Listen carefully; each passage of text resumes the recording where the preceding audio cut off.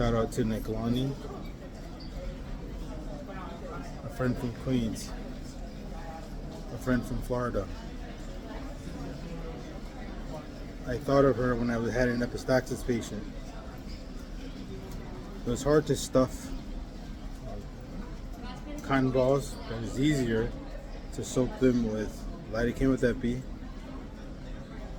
TXA, and cutting them in half made it easy to insert after you found a nasal speculum and bayonet forceps to push as far as you can, as many of those balls as you can in the nose for a lady who had recurrent epistaxis that was failing silver nitrate cautery along the medial aspect of the left nare.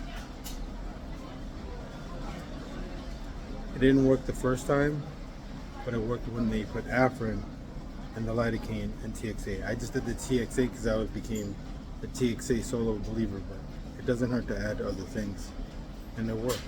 And my resident had never seen that done how I did it, but he did it himself because he just saw how I taught him. I was proud of working with the resident, and he learned on the fly, on the job.